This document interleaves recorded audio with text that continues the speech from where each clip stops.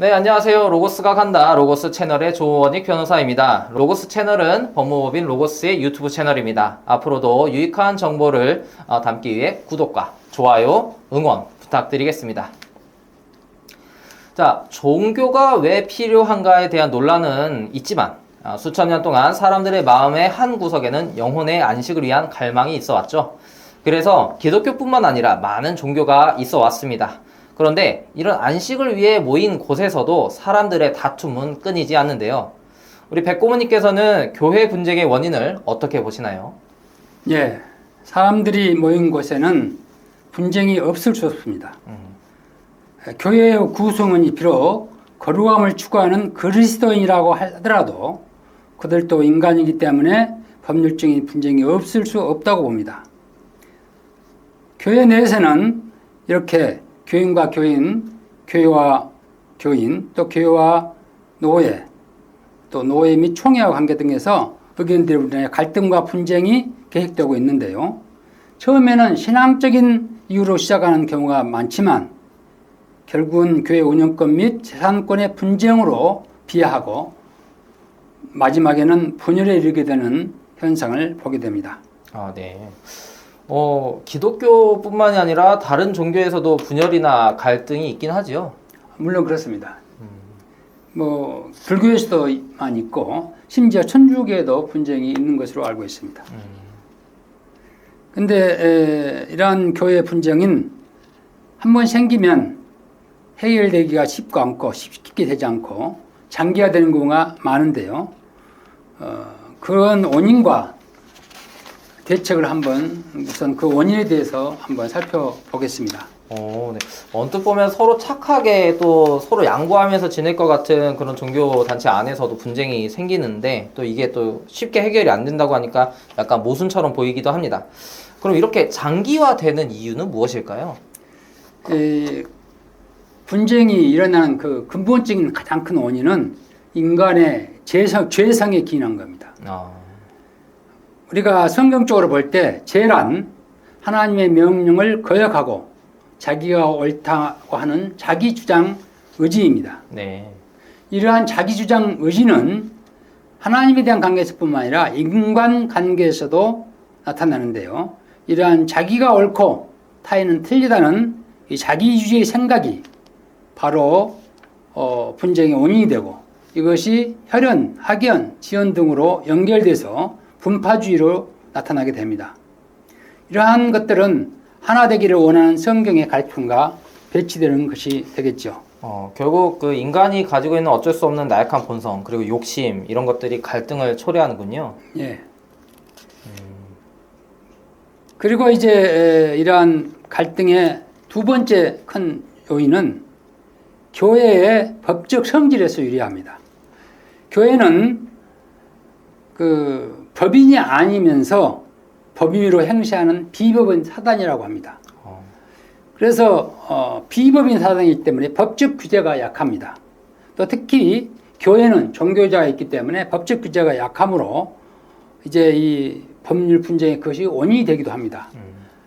교회는 사단이므로 본질적으로 사원인 교인에게 많은 권한을 부여하게 되고 그 재산의 소유 형태도 교인들의 총유이므로 교인들의 권리가 많습니다. 네. 이 카톨릭 교회는 모든 재산이 천주교 유지재단에 기속되고 교회 운영에도 교인들이 전혀 관여할 수가 없는 구조입니다. 불교 역시 재산권이 대부분 종단에 기속되고 주지의 선출 등에 대해서 불교 신도에게 관여할 권한이 없습니다. 그런데 교회는 이러한 재산권이 총유이고 또 담임 목사나 이런 분들을 청빙하는 권한이 있고 하기 때문에 이것이 오히려 교회의 분쟁을 야기시키는 한 원인이 되기도 합니다. 다시 말해서 가장 민주적인 것이 또한 분쟁이 될 수 있다는 것입니다. 네. 이 세 번째 교회의 성질이 뭐냐면 교회의 성질은 사회단체적 성격과 신앙단체적 성격을 동시에 가지고 있습니다. 네. 사회단체라는 건 일반 단체이기 때문에 일반법의 규율을 받는 거고 또 신앙단체이기 때문에 성경과 교회법의 규율을 받게 됩니다. 그래서 이 두 가지가 충돌하는 것이죠. 이 사회단체, 사회단체에서는 사원이 의견이 가장 중요합니다. 그렇죠. 그런데 신앙단체에서는 하나님의 뜻이 가장 중요하죠. 네, 네. 또 교회에서는 일반적으로 목사님의 말씀에 순종해야 하는 것과 사원으로서의 자기 권리 행사하는 것이 상충될 수가 있습니다. 이런 교회의 성질이 동시적으로 사회단체와 종교단체라는 신앙단체라는 이 양면의 관계에서 늘 혼돈이 오고 또 그 관계가 불분명하고 해서 분쟁의 원인이 됩니다. 네. 네 번째로 교회는 노예 및 총회 산하기관인 동시에 독립한 단체입니다. 개교회가 독립한 그렇죠. 단체란 말씀이죠? 네. 독립한 법률행위를 할 수 있는 독립한 단체예요. 네. 그래서 이 양 기관 사이에 갈등이 있을 수 있습니다. 노예와 총회 의사를 존중하는 측면도 있어야 되고 개교회의 자치적인 권한도 이렇게 충돌하는 경우가 있습니다. 네. 그래서 분쟁이 일어나는 이런 교회의 단체법 성질이 특별하기 때문에 분쟁의 원인이 되고 있는 것입니다. 이 교회라는 공간이 우리가 뭐 일반 사회단체처럼 딱 그 법적으로 권리가 있고 그 권리에 따라서 뭐 판단되어지면 그러면은 오히려 분쟁이 쉽게 해결될 텐데 네. 이게 또 그 종교단체한 특수성이 있기 때문에 네. 오히려 분쟁이 계속 네. 길어진다는 거군요. 네. 네.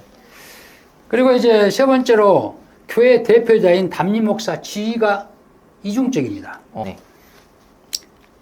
교회 대표자인 교회 담임 목사는 교회 대표자인 지위와 네.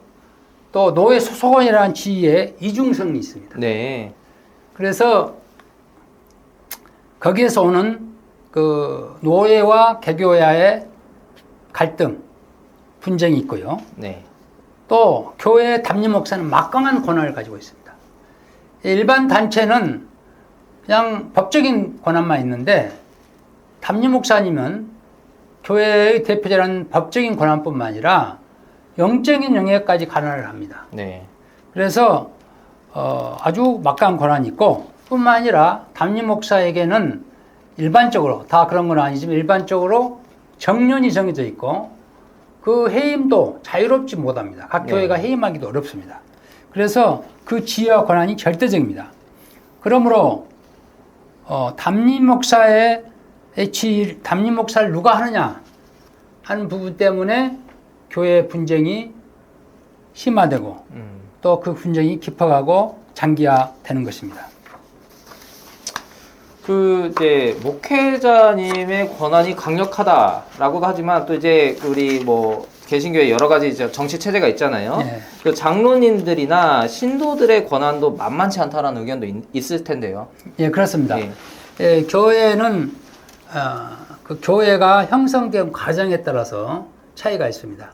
담임 목사님이 이렇게 법적인 권한이 강하고 하지만 영적인 권한은 이제 담임 목사님이 초기에부터 개척해서 네. 세운 교회의 경우는 담임 목사 역사의 영적인 권위가 강하고 장로들도 담임 목사의 전도나 양육에 의해서 컸기 때문에 그 발언권이나 이런 것이 담임 목사가 중심이 되어 있기 때문에 그럴 때는 막강합니다.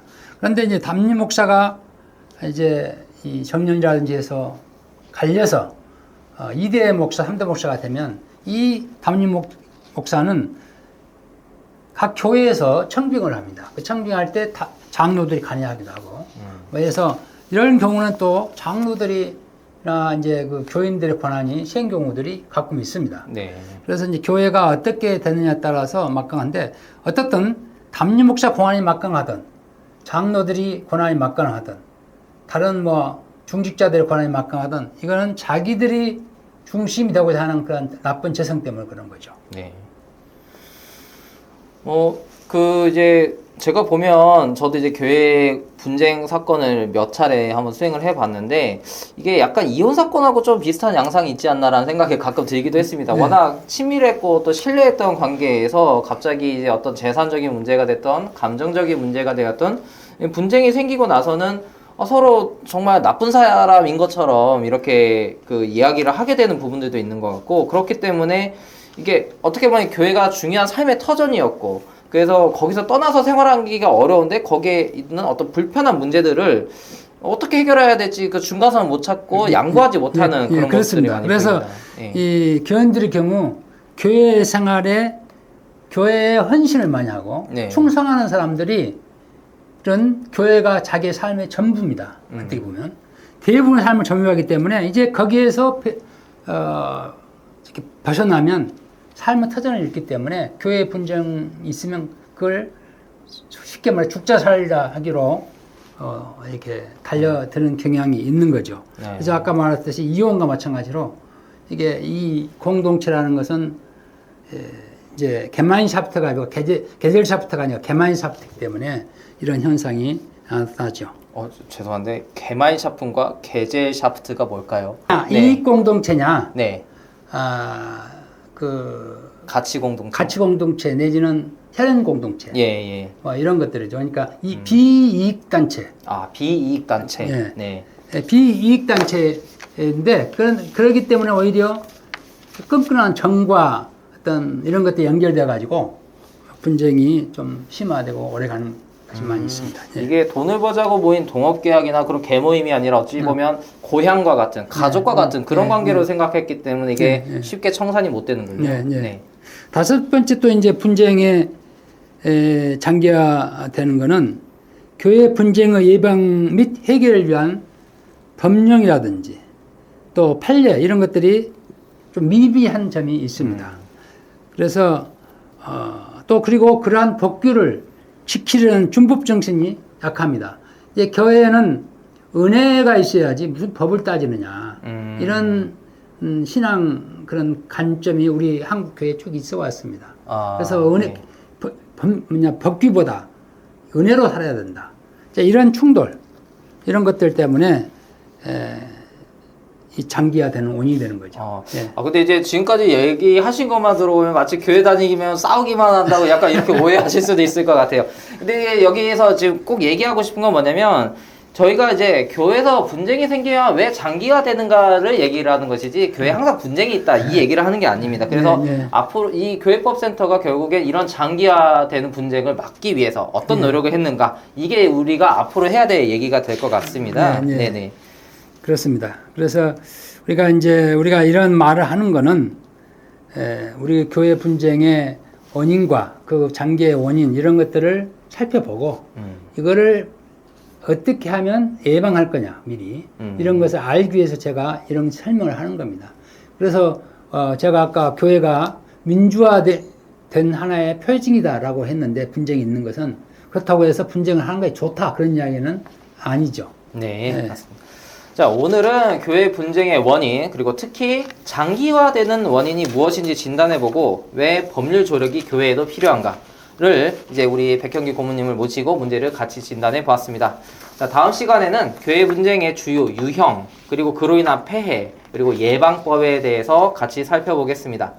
자, 지금까지 시청해주셔서 감사합니다. 앞으로도 많은 컨텐츠가 저희 로고스 채널을 통해 전달될 예정이니까요. 구독과 좋아요 부탁드리고 좋은 의견은 댓글로 또 상담은 저희 회사 대표 이메일인 logo스@logos.com으로 문의 주시기 바랍니다. 자, 그럼 여기까지 시청해주셔서 감사합니다. 네, 감사합니다.